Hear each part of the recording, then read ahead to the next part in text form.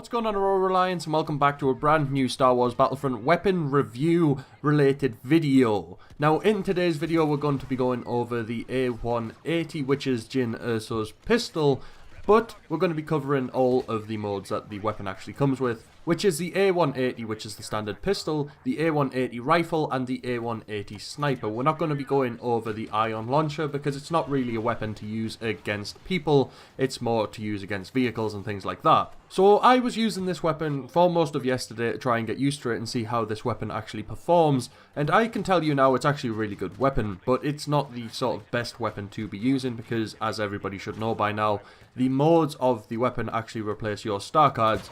Now, this does work really well for specific game modes, but there's a lot of times where you really do wish you had your star cards, and you don't because, you know, it replaces them. But at times as well, this weapon does work similar to star cards. I mean, you've got the sniper mode, which kind of acts as a cycle rifle pulse cannon type thing. You've got the standard pistol, which obviously can just help you at close range, and even at long range. This weapon in the pistol mode does work extremely well at long range, surprisingly. And then you have the rifle mode, which does wreck people. It is well overpowered, but it's really fun to use in the rifle configuration.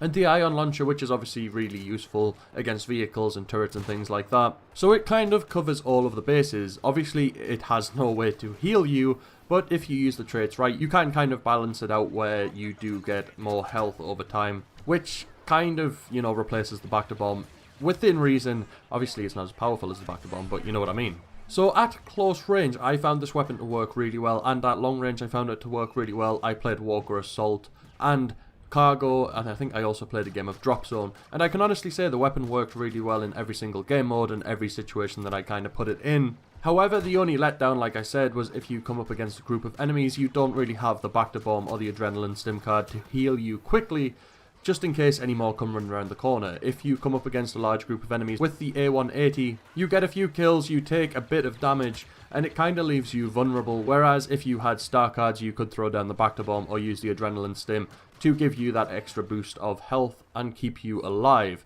However, if your gun skill is really good, you can tend to kill a lot of enemies who attack you at once with the A180, especially if you have the rifle configuration on.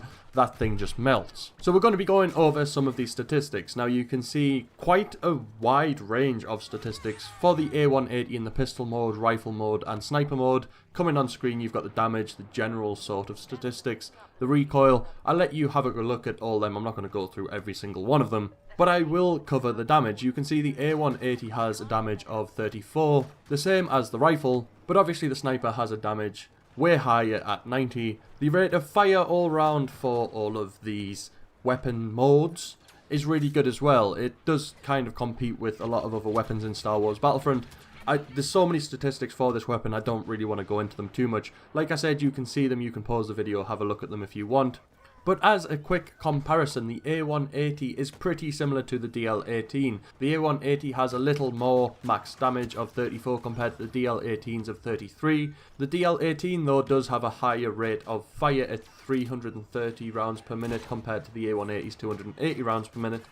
And then they have a lot of equal statistics: the minimum damage, the amount of shots fired before overheating, the maximum distance, the cooldown rate, the recoil decrease, etc, etc. It's a pretty similar weapon to the DL18, so if you like the DL18, there is a high chance that you will like the A180 as well. This weapon is extremely complex, so it's really hard to review, but if you would like me to compare this weapon to any other weapon in Star Wars Battlefront, please do let me know down in the comment section below, and also let me know down in the comment section below if you like the A180. Do you not really use it because you don't like it, the fact that it takes your star card's place, or do you like the fact that you get the different configurations just for one weapon?